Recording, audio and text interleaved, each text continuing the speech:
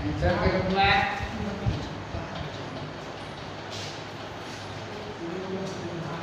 अगर हम अपने दांत की सफाई नहीं करते हैं तो क्या घटना घटती है, क्या उसका प्रभाव पड़ता है।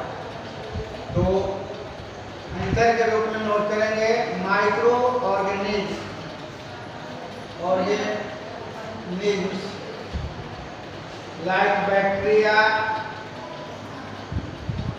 like bacteria grow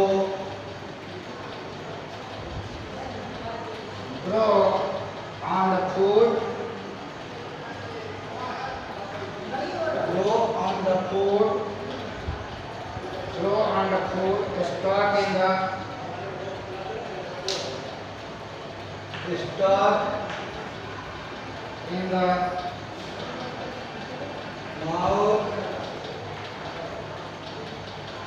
stuck in the mouth and produce acids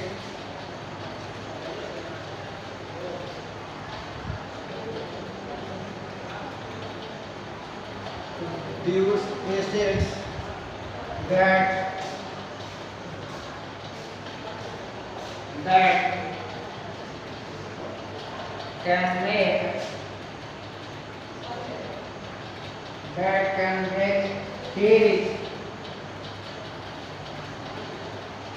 और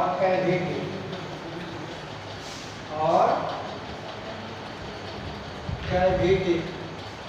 अगर दांत की हम उचित रूप से सफाई नहीं करते हैं तो ये भोजन पर बैक्टीरिया जो सूक्ष्म जीव है यह उत्पन्न होते हैं और मुंह के मसूड़े में यह एसिड को, अम्ल को देता है, अम्ल उत्पन्न करता है और उसके चलते दांत के बीच में कैविटी बन जाती है, खोड़क जिसको कहते हैं। तो यह कैरिज या कैविटी के नाम से जाना जाता है और दांत में दर्द होने लगते हैं। इसलिए हम लोगों को दांत की सफाई नियमित रूप से करनी चाहिए। एक और question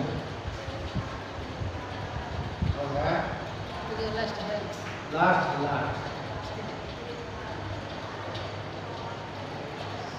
how can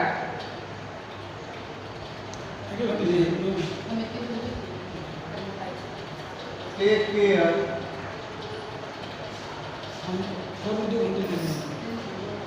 our teeth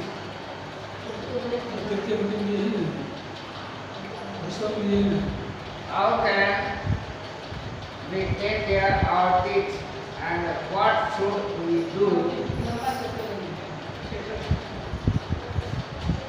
and what should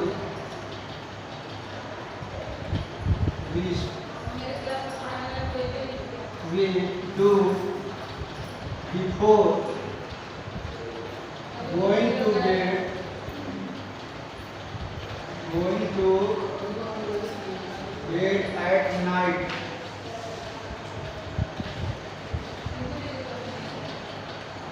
प्रश्न का मतलब है कि हम लोग अपने दांतों की सुरक्षा देखभाल कैसे कर सकते हैं और रात में बेड पर जाने से पहले हम लोगों को क्या करना चाहिए। रात में बेड पर जाने से पहले हम लोगों को क्या करना चाहिए। तो आंसर के रूप में नोट करेंगे। पहला काम करेंगे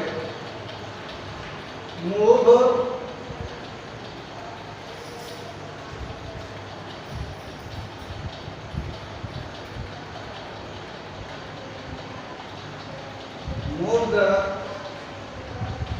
toothbrush in a circular form, circular motion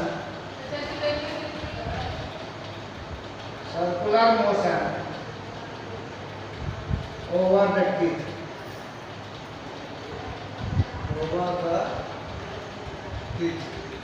दांत के ऊपर जो है उसको टूथब्रश की सहायता से गोल गोल घुमाएंगे।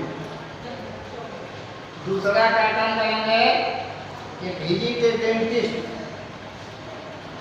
Visit A dentist, dentist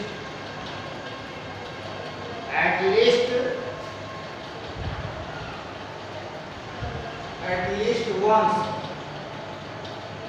in 6 months, यानी 6 महीने में कम से कम एक बार दंत चिकित्सक के पास जाना चाहिए। और इसलिए जाना चाहिए फॉर डेंटल चेकअप,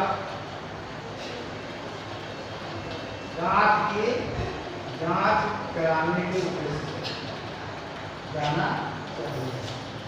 और दूसरा क्वेश्चन था कि हम लोगों को बेड पर जाने से पहले क्या करना चाहिए, तो उसका आंसर होगा कि we develop, we should develop,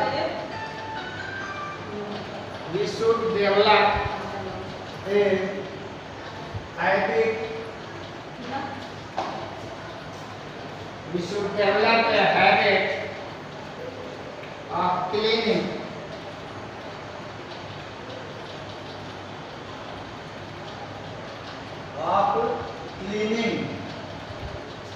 our teeth,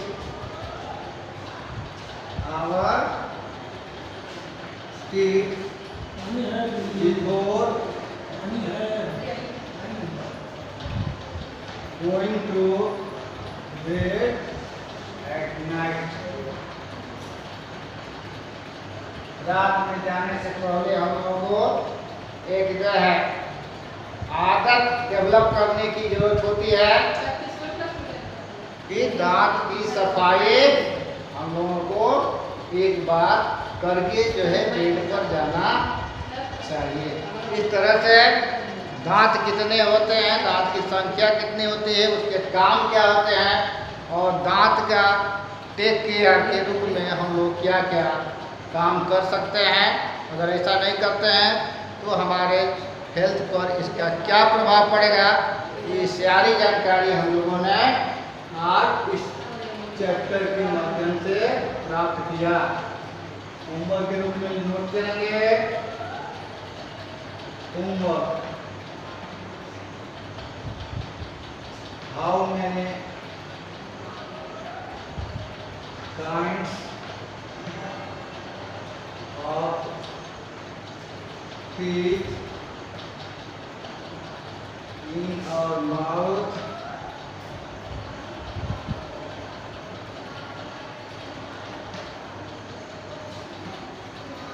and write its main functions also. That's all.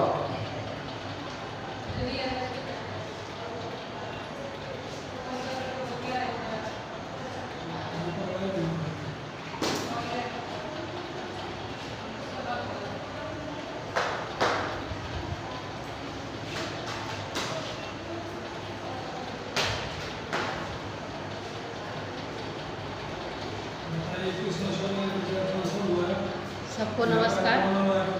आज हम क्लास 4 में हिंदी पाठ जंगल मेरा सच्चा पड़ोस पाठ में पढ़ाने जा रही हूँ। पढ़ाने से पहले हम शब्दार्थ को पहले लिखेंगे। क्या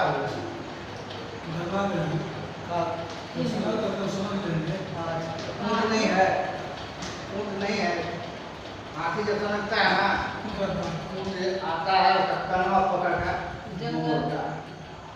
ठीक हो जाता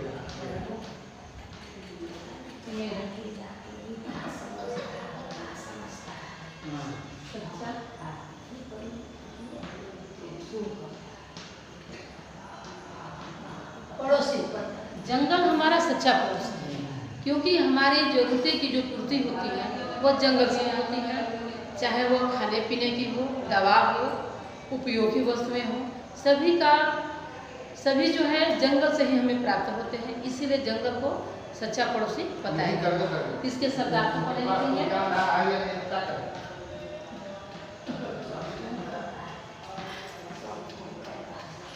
शब्दार्थ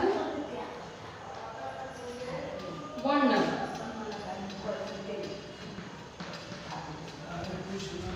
वर्णन यानी विस्तार से बताना।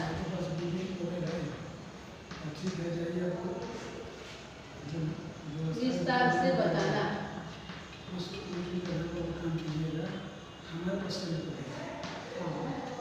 वनवास,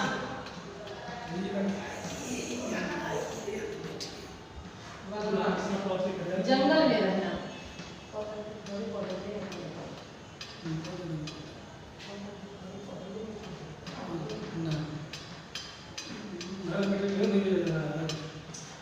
जंगल में रहना। योग साधना।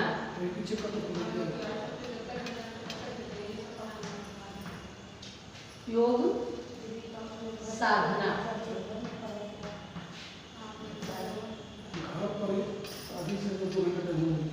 योग साधना, योग का निरंतर अभ्यास, योग का निरंतर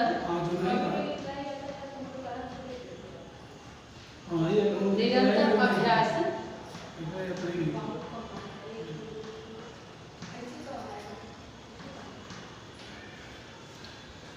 संगठन,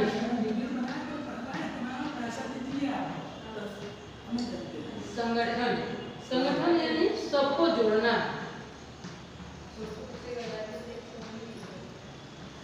सबको जोड़ना।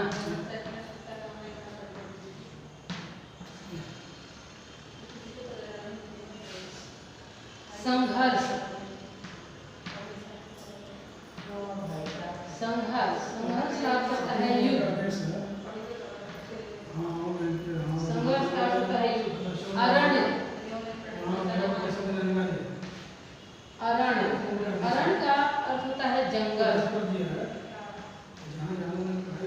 अरण्य का अर्थ होता है जंगल। वैज्ञानिक,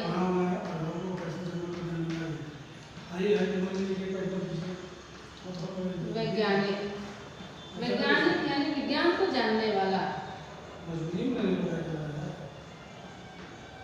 विज्ञान को जानने वाला, जानने वाला। विकास, विकास, विकास का अर्थ होता है उन्नति। विकास का अर्थ होता है उन्नति, खिलना, दोनों अर्थ होता है। खिलना भी और उन्नति भी करना। खिलना। द्रुत, द्रुत, द्रुत का अर्थ होता है शीघ्र, जल्दी। द्रुत का अर्थ होता है शीघ्र, शीघ्र भी करते हैं इसको और जल्दी भी, शीघ्र, जल्दी। महिमा,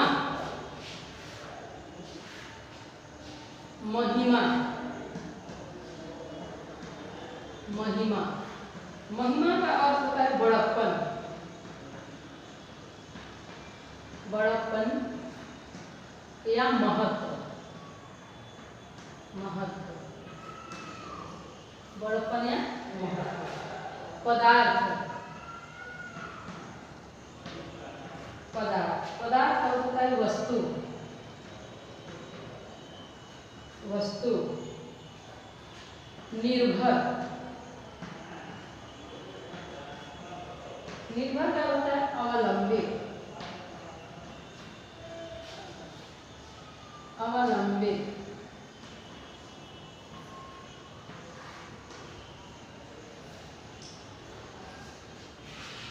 ये शब्दार्थ है। पहले शब्दार्थ को याद करेंगे, तब इसके बाद हम पाठ को पढ़ेंगे।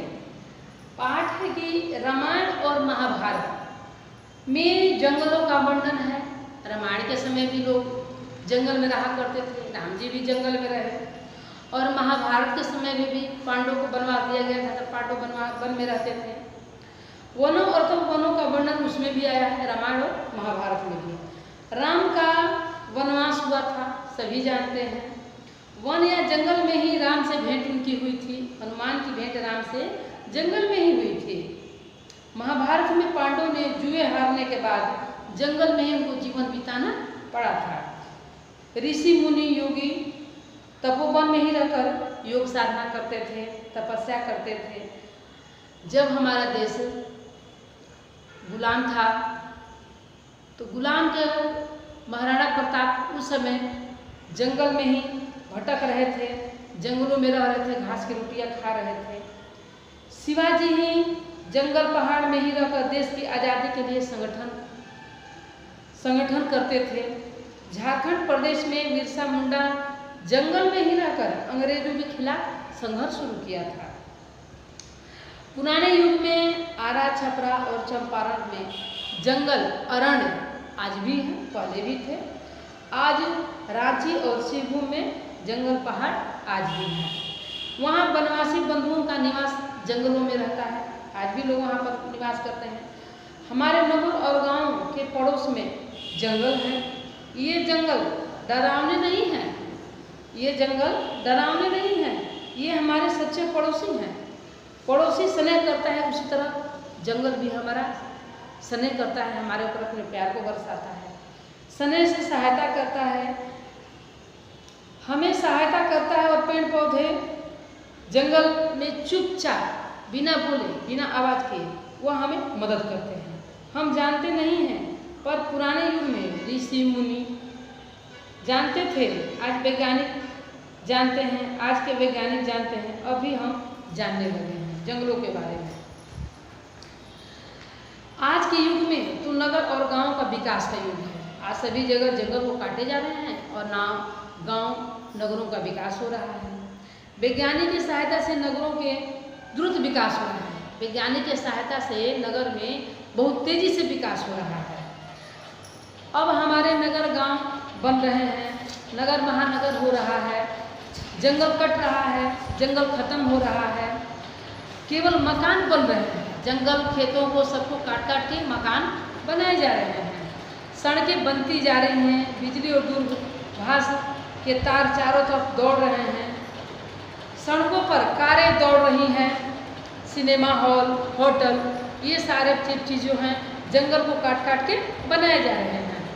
जंगल खत्म होते जा रहा है, नगरों में चमक दमक जो है बढ़ रहा है। पेड़ पौधे पशुओं से भरे जंगलों के बिना मनुष्य का जीना कठिन हो गया। पहले के मनुष्य पेड़ पौधे पशुओं से घिरा रहता था, स्वच्छ वातावरण रहता था, कोई किसी तरह कोई प्रदूषण नहीं होता था।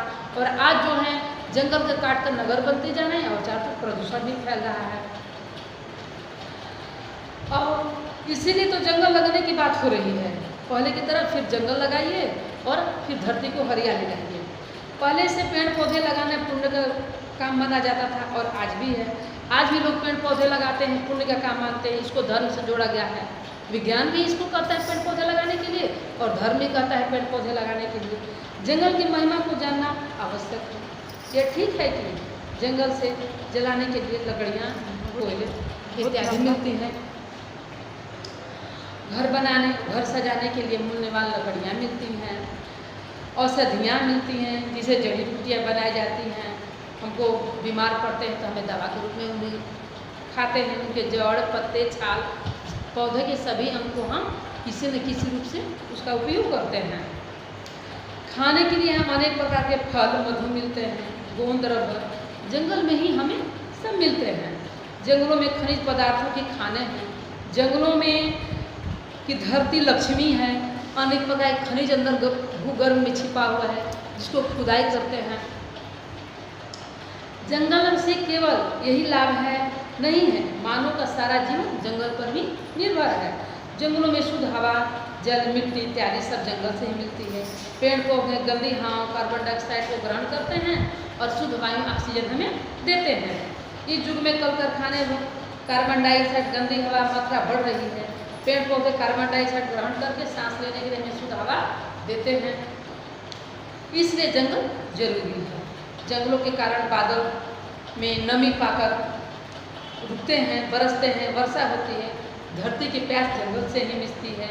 खेतों में हमें बारिश होता है जिससे अन्न पैदा होता है, जिसको खाकर हम जीते हैं, हमें अन्न मिलता है, जी पाते हैं। जंगल कट जाएंगे तो हमें वर्षा कहाँ से होगी, पेड़ पौधे कहाँ से मिलेंगे। आज कमी के कारण ही क्या हुआ है, चारों तरफ सूखा हो रहा है, इसीलिए वर्षा कम हो रही है। इसलिए जंगल हमारे लिए बहुत जरूरी है। पेड़ पौधे अपने जड़ों को मजबूती से पकड़े रहते हैं और पेड़ों को काट कर जाने से मिट्टी का बहाव अधिक हो जाता है, इसीलिए हमें बहाव को रोकती हैं पेड़ पौधे।